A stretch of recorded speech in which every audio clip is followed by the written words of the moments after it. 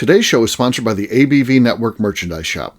Check out our large assortment of logo merch and our lifestyle collection as well. Just head over to abvnetwork.com and click on shop. We are also sponsored by The Bar to Go. The Bar to Go offers a fully customizable carrying case that allows you to take your favorite distilled spirits or cocktail ingredients with you. Whether you're looking for yourself, a customized gift, or logo items for your business or event, The Bar to Go can help. Check them out at thebar2go.com. Use the number 2 when you type out The Bar to Go. Did you know Neely Family Distillery now ships its popular distilled spirits directly to you? To order, simply call 859-394-3258. Tell them the ABV Network sent you. And now, on to the show. Let's drink!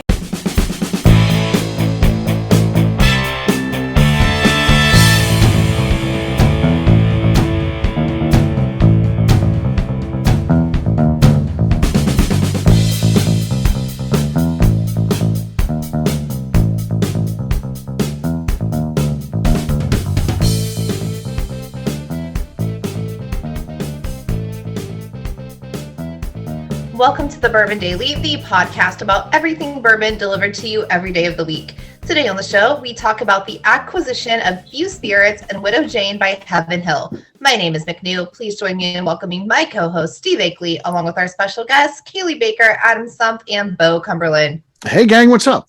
Hey, everybody. What's up, Steve? Hey, so yeah, we've got a fun show today. We're going to be talking about this acquisition, big news recently, and what that means. What does all that going to mean for the industry? I think it's maybe the start of something, but we'll talk about that. We'll get to that after the break. For right now, McNew said there's something she wanted to talk about. What is that, McNew? Okay, so I wanted to know, I'm weird about food, honestly, but is there anything that you guys like the flavor of, but hate the texture of? Okay. So you want to eat it because it tastes good, but then you're like, oh, nope, don't actually want to eat that once you get into it. Well, yeah. I mean, I'm like McNew. I have many food weird things. So yeah, I mean, when it comes to potato chips, I can, sour cream and onion. I like that. Though I like neither sour cream nor do I like onions. Yeah. But sour cream and onion potato chips. Oh man, I could eat those all day long. So yeah, I got a lot of stuff like that. It's definitely a weird thing. I don't know why. I wish I liked all that kind of stuff, but I don't. But yeah, that's weird. Well, anything for you? Anything that's more of a texture thing than anything else? I'm not really a texture guy. There's not really a whole lot of textures that bother me, except for. Okay, here we go. Here we go. This is oysters, for instance, the real slimy kind of stuff. Yeah. I can't. You see a lot of that going on in Key West, by the way. Apparently, oysters are popular. I don't get it. I'm like you. I don't get it. They only just good look like oysters are the charred ones from New Orleans. You got to get fine. That's okay. Well, I was going to say, but they look like snot on there, and they're sucking them down. I can't do they're like, oh no, you just swallow it. Okay, why do you want something you're not even chewing and eating? I don't get it. No, down there in the U.S., Adam tried to get me to do an oyster shot, and I was like, fuck no, not happening. Nope, it's gross. It's gross. I could do fried oysters, so I feel like I like the flavor of an oyster, but no way would I they don't taste bad. It's just their whole consistency. You're like, oh, no, thank you. Yeah, that's it. That's about it. Yeah, Cailee, anything for you? I don't think so. I sometimes feel this way about fish, but I also just am not a fan of tasting where the food comes from. I feel like you can't taste where cows come from. You can't taste that they eat grass, but you can taste the saltiness of a fish from the ocean. I get what you're saying. You know what? That's why I hate catfish. It tastes like dirt to me. I can taste the dirt that thing's bottom feeding. It's disgusting to me. I don't want catfish. I hate that put stuff. Some batter on those and some Old Bay and some beer. You don't know where those came from. Then they're good. And you fry them. They're good. Funny that you asked that because I'm sitting here eating Jello shots from last week's Super Bowl parties. That's one thing. She's eating like it's a meal. She's eating Jello shots. What do you have for dinner tonight? Oh, Jello shots. That's honestly true because we podcast during dinner time, so I probably won't eat till 9 p.m. So I'm basically just eating Jello shots for dinner. Okay, yeah, they're Jello shots. All right. It's a liquid diet. We're having Jello shots. Clear diet. Adam, anything for you? Weird things. I generally eat everything regardless of taste or texture. I had one absolutely terrible food experience though, and kind of a parallel to the whole Jello thing here. When we went over to China for that whole, when we traded the still design, that whole thing, we made the trip over to China in 2018 or whatever, and of course, you know, the factory owners they're treating you to this wonderful dinner and everything's like this. It's like the whole table's a lazy Susan and it all just comes around and you are expected to try everything, right? They broke out, you know, all the big guns. But when you go in, like your first experience in this restaurant is you walk around the main floor and it literally smells like the reptile house at the zoo because it basically is, because all of these things are alive still, right? So you just want I want this turtle and this snake and these frogs and, you know, all this stuff.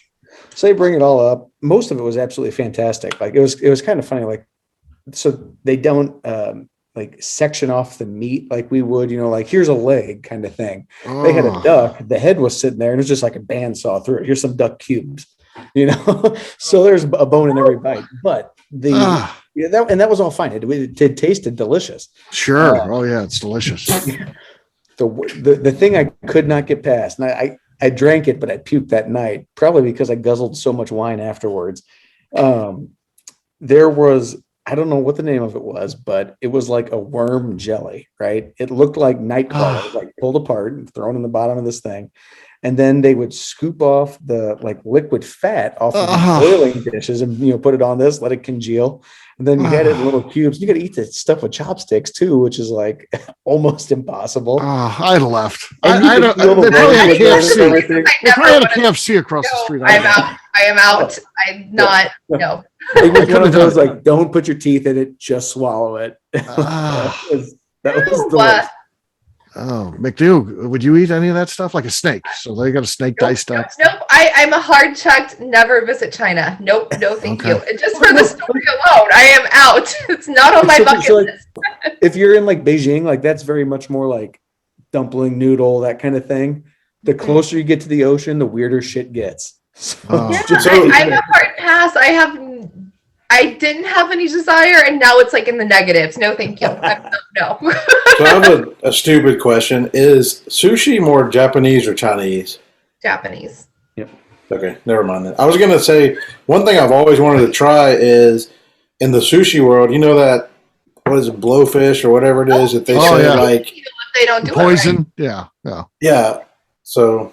I've always wanted to try that. Yeah, that'd be good. I was like, am I going to get poisoned today or not? Let's roll the dice. Let's roll the dice. Yeah. A little fish roulette. So, yeah. All right. McNew, you asked a question. Anything for you? I have 1,000 answers, but my most recent one was my mom still buys us like Valentine chocolates, like for children, like the cute little hearts or whatever, you know, that has the assorted bullshit in it. She buys them for me and Chris, his kid, my brother's whole family. Mom buys them for everybody.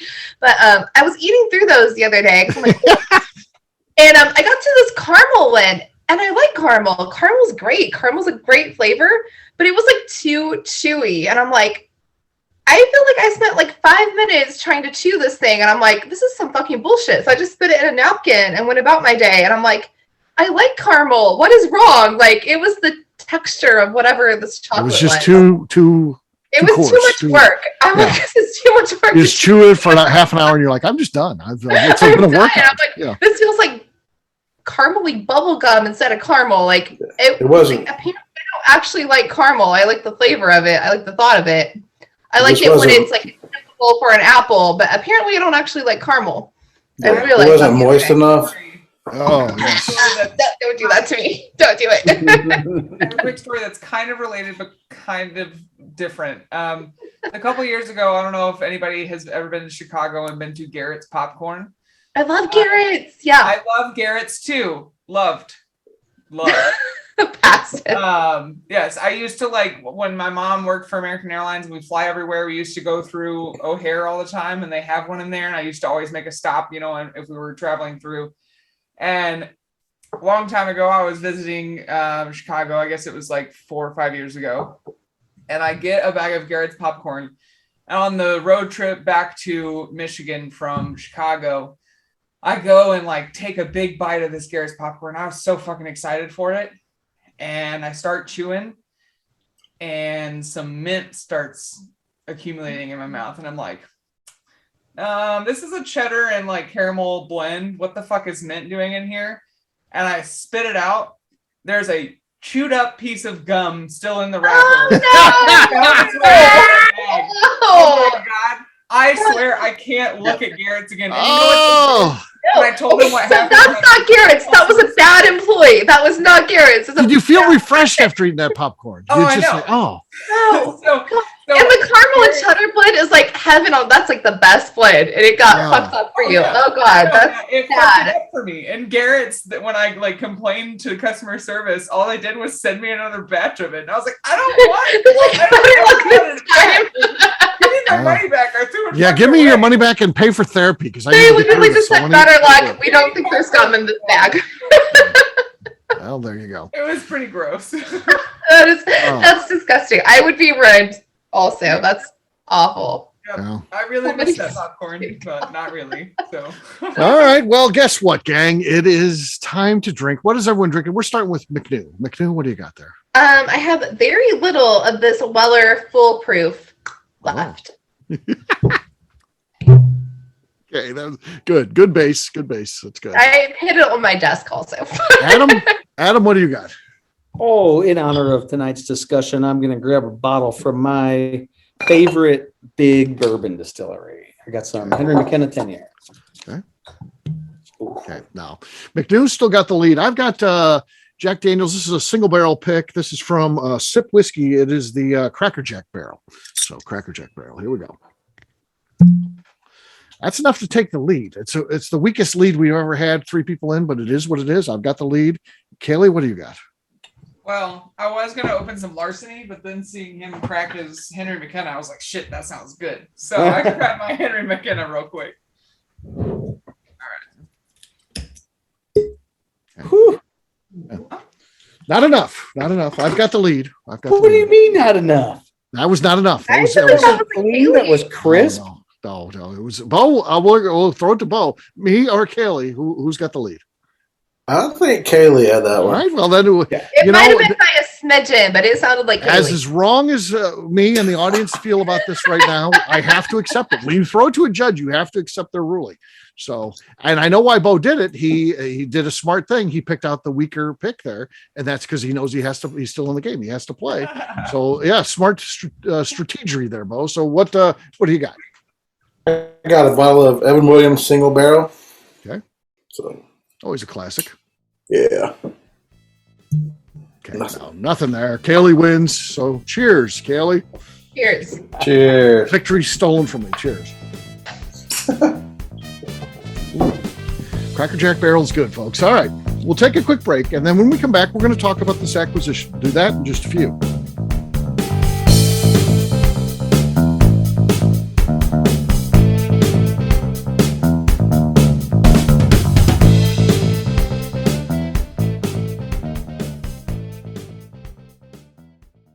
Hello, this is Steve Akeley of the ABV Network.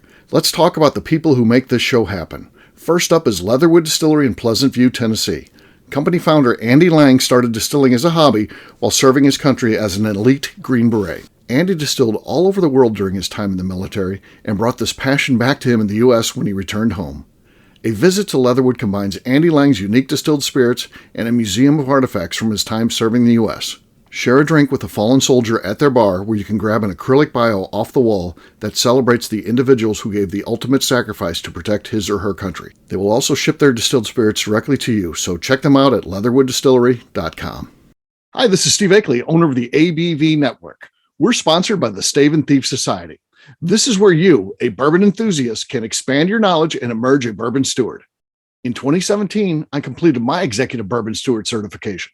It's the most comprehensive bourbon certification program available and connects you with an expansive network of bourbon enthusiasts and professionals. Check out the full listing of in-person and online certifications and join the society today by enrolling at staveandthief.com. Okay, let's talk about Neely Family Distillery. In 2018, I met Royce Neely at an industry event. He started appearing on our shows, and we became friends during my frequent visits to Kentucky. Today, he's leading the way for young distillers making their mark on the bourbon industry. A visit to Neely Family Distillery combines family history, a look at what makes their products unique, and of course a tasting through their whiskeys, moonshines, and creams. Check them out at NeelyFamilyDistillery.com and visit them in Sparta, Kentucky.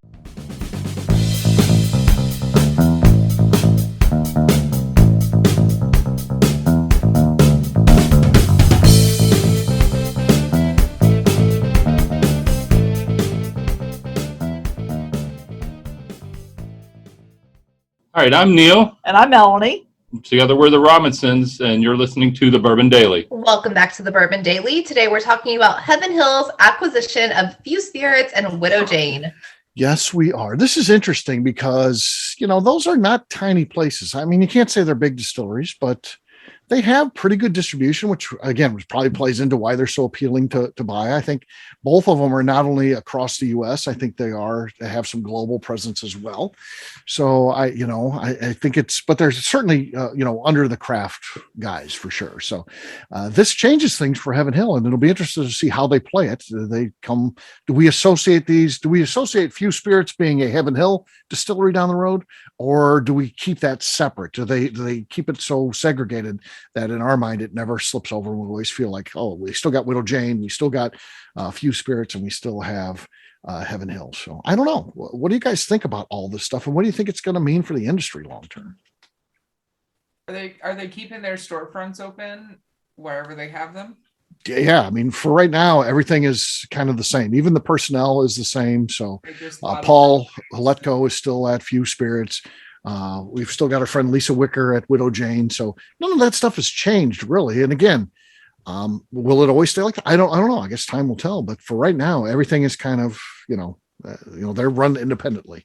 So, but it's also, again, very early here too. So I've hypothesized about this a bunch, and I think it's kind of like, so they were, obviously part of Sampson and Surrey, which is, in my mind, the three big ones that they had were Widow Jane, obviously Few, and then Blue Coat Gin, I think does a pretty nice number two. And I don't really remember the rest of the stuff that was in the portfolio, but to me, it kind of seems like Heaven Hill is going to approach it with like how AB did Goose Island, right? Mm-hmm. It's, kind of keep it to the side kind of thing, but Heaven Hill obviously has massive resources to tap that these other guys can't by themselves or even combined as Sampson and Surrey. So I would venture to guess, obviously, the first thing that changes, and I know it changes because they're leaving our distributor. They're all moving into the Southern Glaciers network, and Sampson and Surrey was in Breakthrough in Illinois before. So you can already see the distribution shift happening. So I would imagine they're gearing up for much bigger distribution. And, obviously kind of the way I view it is the way that like MGP and Luxco, it's, Heaven Hill's got a bunch of barrels now that they can put into higher margin products, blended with the barrels that those brands already have themselves. And I think it's something that we're going to continue to see a lot of in the bourbon industry, not just big companies acquiring these smaller companies, but I also think you're going to kind of get these mid-tier players or like large, small players like Sampson and Surrey, kind of building these really niche portfolios with the eye of being acquired. That's my 2 cents. Yeah, no, it is really interesting. And again, that does change a lot. What you said, and I think you're probably right. I mean, because, what I'm going to say, if I, am the management team at any of these, distilleries that are involved, I'm going to be like, everything is exactly the same. We have some back office functions that we'll be able to, take advantage of. And of course, they've got a whole marketing team. You can say all those things, but in reality, the things that matter is if they are sending barrels up to Few Spirits and be like, okay, blend 50-50 with this and yours. And it's that changes their product. I mean, if you're a fan of that individual distillery, that product is different at that point. And so that's the kind of stuff you have to watch out for and again, we're not saying that's happening or not. We don't actually know, just speculation. The show's all about speculation as to what may or may not happen. We don't want to get into a situation where we're saying this is how it is. We have no insight at all. So we're just guessing on things that may or may not happen. So, but I think that's something that as bourbon fans, we have to watch out for, because if we like these products, and I think there is going to be some large scale consolidation happening, and there has to. Look at what we've seen in the beer industry, and we can always, beer was ahead of bourbon. If you're a bourbon fan, beer has definitely been ahead. You've seen, microbreweries come up to craft breweries to, getting to be pretty good size, and then really kind of running the industry. And then you start seeing the big guys start acquiring them, and because they want to be in that game too. So, yeah. Dude, I mean, it's been happening in bourbon forever, even. I mean, Columbia, like the distillery that we named Old Monroe after on our hometown's Main Street, when they got bought by Glenmore in 1964, they shipped 28,000 barrels of whiskey up to Peoria, Illinois to get blended off into other brands. They're not saying that that's the way that these are going to go, but consolidation and, these kind of interesting acquisitions have been going on all the time. The other interesting thing to me, I don't know. So there's the whole excise tax carve out right now, which I would venture to guess that Few and Widow Jane and all those guys, if you combine their portfolio with the combined ownership of Sampson and Surrey, was probably over the 100,000 proof gallon mark. And certainly now with the acquisition of Heaven Hill, they are. But one interesting thing is that, how does this all play off of like that specific tax credit that's out there? Because there's kind of this teeter-totter point right now in the industry, right? If you're a distillery and your first 100,000 proof gallons, you get a lower excise tax rate. You're paying $2.75 or $2.70. After that, you're $13.55.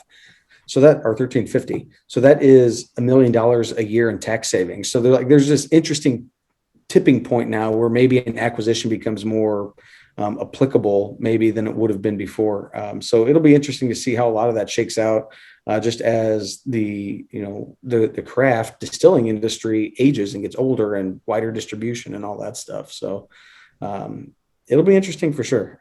Yeah. What else do you guys think about this? So I've seen the post from Lisa Wicker, and they're all positive. She's super excited. So I think if a distiller who is involved in one of those companies is excited, we should all be excited. So okay. I think some positive things are going to come. Yeah, definitely. But you do have to kind of be excited. You sure? If you're like, well, God, this sucks. I think I think it's going to be good. I think it's going to be good for distribution. I think it's a win for everybody involved right now. Okay. Well, what are you thinking about all this? Oh, go ahead, Cailee. If they're happy about it, I think that it's probably an agreed upon situation that they're okay with, because I know for a fact that my boss is, Andy is pretty hard-headed, and he's going to have to be convinced if he's going to do something that big, I know they probably have a lot of money thrown at him and stuff, but he wouldn't want to give up the rights to do what he wanted to do. So if it was a situation where they're getting acquired or whatever, and they're having to change the way they do things, and they're happy, if they're happy about it, cool, whatever. But I feel like they wouldn't be happy about it if they were having to change a lot of stuff that they were doing. Yeah. And that's where I saw it from. Everybody seemed pleased across the board. So I think it's a good thing. Yeah, I mean, if you're a distillery owner, I feel like, and you're getting acquired by a big distillery, what distillery would you want to partner with other than Heaven Hill? Heaven Hill is they're privately owned, it's still kind of a family run business in that regard. So yeah, I would agree. You want to get something done. You don't have to go to public board of directors to, Max Shapiro signs off on it. It's done. I mean, that's how, even though Heaven Hill's big, it still comes down to, it's a family run business and there's one person in charge. That's Max. So yeah. Absolutely. What do you think, Bo? I'm definitely not smart enough to know the very intricate details of how it could benefit either. But saying that, I definitely, generally speaking, am not a fan of mergers like this, because I feel like each respective organization has built up its following for what it's done. Now, in saying that, it would be different if the company doing the acquiring didn't have a bourbon brand and they were doing that to bring a bourbon into their portfolio and say, look, you keep doing what you're doing. The reason we purchase you is because we love what you do, but that's not the case here. So, like I said, Adam probably knows way more about the intricacies of this, but I just generally don't like to see the big guys gobble up the little guys because it kind of breaks up or it makes more of a monopoly, but two, it just, to me, I think, like you were saying earlier, Steve, it's going to take some of the creativity. It could potentially take some of the creativity out if they're like, we like what you're doing, but mix it with half of our stuff. Then the product that I'm, in love with and I love to purchase, it doesn't exist anymore. Yeah. I'll play devil's advocate. I do agree with you, Bo, but I also see kind of the other side of it, where you get a super talented blender like Lisa Wicker, and now she's got her existing arsenal, and now she's got rick houses full of bourbon in Bardstown and Deatsville and Cox's Creek and all this stuff at her disposal. So it'll be interesting to see how all that ends up shaking out. But sure, right, it's exciting times for sure. I'm sure. What about this? And again, because this is our audience, it's safe to say if you listen to Bourbon Podcast, you are a super fan of bourbon. You're not just a drinker. You're not just a guy or a woman who picks up a bottle from time to time and enjoys a mixed drink or an occasional neat pour. You're really into it. And I see what happens on the craft side. So if I post a picture, 3 months ago of me with Few Spirits, people are like, hey, that's a cool one. I like them. They're doing good stuff. Or, the same thing, Widow Jane, Lisa Wicker's cool and, positive.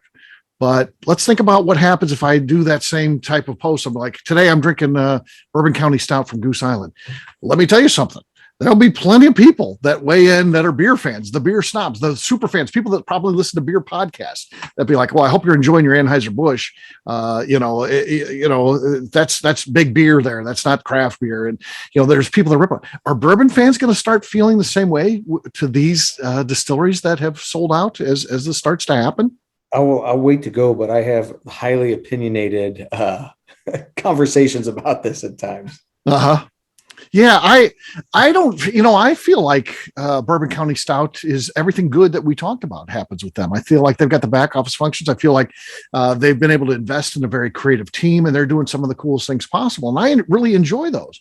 But I do post a lot about it because I'm very, very, much into it, and people rip on it. You can't have a post if there's going to be 50 comments.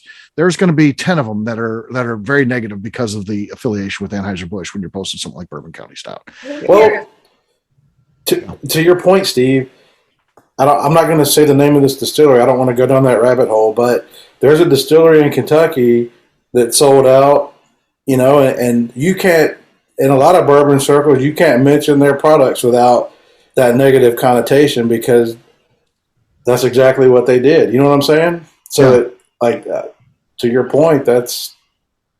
Yeah, that may happen. I don't know. I'm not exactly sure what's going to happen, but it's certainly happened with craft beer. The ones that sell out, people bash them. And I'm talking about the biggest beer fans. The people that are really into it are the ones that are bashing. Not just the casual drinker goes and sees a bottle they want to pick up or 6-pack or whatever.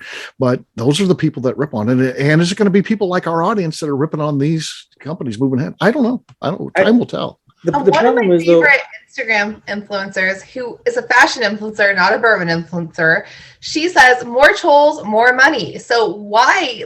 People are going to be mad. The better you do, the more mad people are. Let them be mad. It does not affect the end of your day if people are mad at you. Let them be mad. Be mad. Yeah. It's fine. Steve, when we got into bourbon, I kind of thought that a lot of craft bourbon consumers would be craft beer consumers or very similar to, and indeed some are, but there's a big difference between a craft beer consumer and I would say overall a bourbon consumer. Yeah. Because in craft beer, right, like Goose Island had a very loyal following, obviously, just like, a bunch of other breweries. Yeah, they're doing just fine. Yes.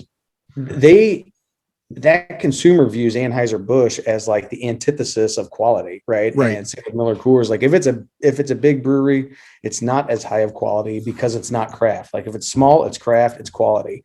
That doesn't really exist in bourbon. Because I would say, why, or while so many craft distillers, pour it's passion, it's everything they can do. They make the best possible product with the equipment we have and all this stuff. And it could be the highest quality product, but many bourbon consumers view something that comes out of the big distilleries as the statement, that the standard of quality, really. And I would say more so to the effect of Buffalo Trace, obviously, Heaven Hill, and a lot of those types of places. And even if you look at sourced whiskeys, a lot of the ones that are sought after are out of a lot of those places, the ones that people really, really chase, I feel like. Yeah. So it's I get it. But I will say this, Adam, if it was announced tomorrow, and it would be the best thing for you, it'd be cool. I'd be happy for you at the end of the day, but I would be a little jaded if I woke up tomorrow and I got a text from you and be like, dude, I just want to let you know we sold out to Jim Beam. And I mean, it would, right? I mean, Bo, again, you've had a little bit of Stumpy's products. McNew, you've had some too. Wouldn't you feel like there's no way they're going to help them? And they're being involved with them. I would say the only way is distribution, because he's obviously, Adam's doing a great job on his own. Like, people show up for it. We want it. We were sad when it's gone. I think distribution's the only way a bigger company could help him. That's true, because like at the end of the day, for a maker, someone who has a distillery or who is a distiller, I feel like the easy part is making it, right? Unless you've come in with prior sales experience, like the difficult part is selling it. Like we can make it and barrel it and age it and put it in a bottle all day long, but it's difficult to get that onto a shelf and then convince a consumer to pull it off the shelf. Yeah. That's what takes time and money and all that stuff. I just worry that, you get some executive from Chicago comes down, first time to meet. We just bought Stumpy's. Let's go in and see what this is all about. And here comes the executive. He's like, what are these cornfields doing here? Get rid of all that bullshit. Well, we got a procurement department. We can buy this on the open market for cheaper than Adam's dad can grow this stuff. Forget that. Yeah. Forget that. We'll get you some yellow dent number 2 that, you're going to be making some good stuff. And by the way, it's going to be a fraction of the cost. I just feel like as much as they want to stay out of the way, I don't know that they can help themselves, those big companies. And again, I don't think it helps. I would love it for Adam and Laura and his family. That would be great, selling out for big bucks.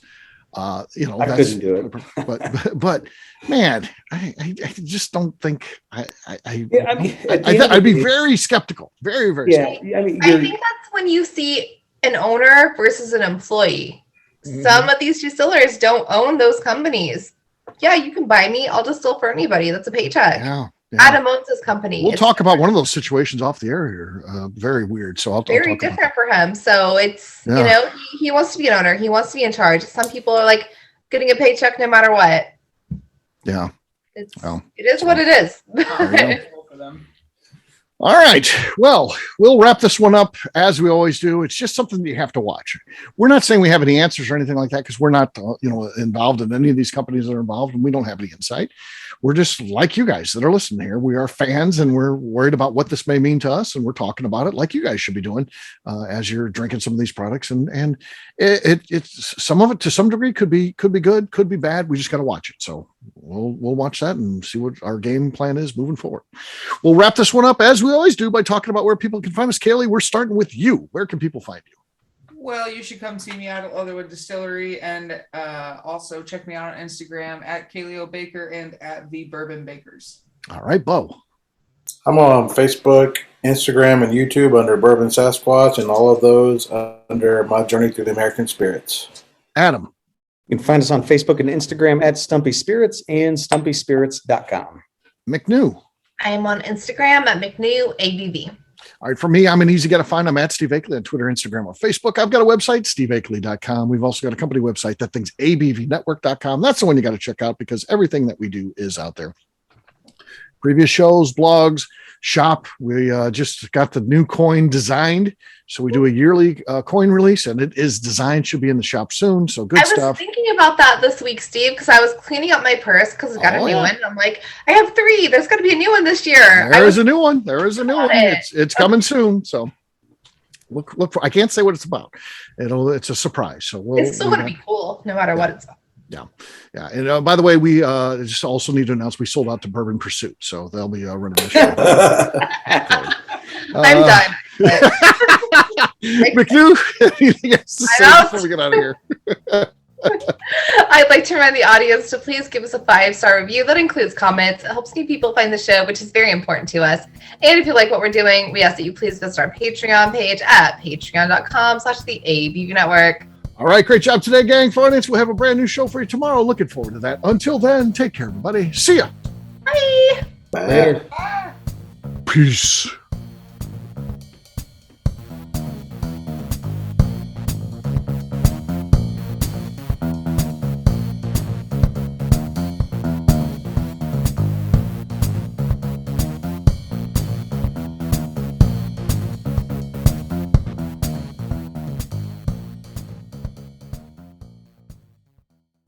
Before we finish the show, let's talk about some great companies that support the ABV network. First up is Moonshine Still Pro. Moonshine Still Pro has a full line of products to help the home distiller. Whether you want to experiment on the stove in your kitchen or you're looking for a bigger setup in your backyard, owner Russell Creed and his team can help. They have multiple still offerings, accessories, and even grain from their partners at Goldstone Mill to assist you in making whiskey on par with your favorite distillery. They can also help you with some fabricated parts you probably can't make yourself if you are attempting a DIY still project. Learn more or order your still or parts at moonshinestillpro.com. Another friend of ours is the Goldstein family at Goldstone Mill. The Goldsteins offer a variety of heritage and heirloom grains to make the finest whiskeys in the world. Plus, they are more than just a grain company. They are truly consultants to make sure the grains they are providing to you or your business meet your highest expectations. Additionally, they work with mills around the country, ensuring shipping is as low as possible for their customers. If you're a distillery, brewery, or even doing this at home, Goldstone can assist you. Check them out at goldstonemill.com, call them at 217-254-6613, or check in via email at hello@goldstonemill.com. The Bourbon Daily is part of the ABV Network. For more information or to become a sponsor, please visit abvnetwork.com. Thanks for listening, and cheers. This has been a Steve Akeley production.